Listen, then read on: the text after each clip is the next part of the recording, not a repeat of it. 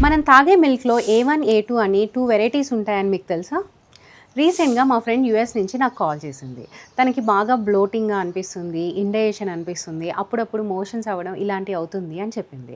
"నీ ఫుడ్‌లో ఏమన్నా చేంజెస్ చేశావా?" అని నేను అడిగాను.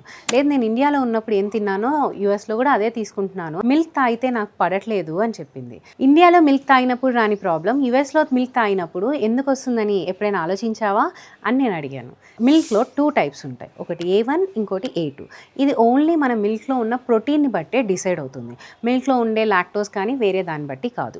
మిల్క్‌లో 2 టైప్స్ ఆఫ్ ప్రోటీన్ ఉంటాయి. Whey protein and beta casein protein. ఈ బీటా క్యాసిన్‌లో 2 వేరియంట్స్ ఉంటాయి. A1 variant and A2 variant. ఎప్పుడైతే ఏ1 వేరియంట్ మిల్క్ తీసుకుంటామో ఈ బీటా క్యాసిన్ డైజెస్ట్ అయ్యాక బీసీఎం అనే ప్రోటీన్‌ని రిలీజ్ చేస్తుంది. అది bloating, indigestion and gut inflammation, ఒకవేళ సెన్సిటివ్ గట్ ఉన్న వాళ్ళలో ఇన్‌ఫ్లమేషన్ కాజ్ చేస్తుంది. అదేవిధంగా ఏ2 మిల్క్ అయితే అందులో ఉన్న బీటా క్యాసిన్ బీసీఎంని రిలీజ్ చేయదు.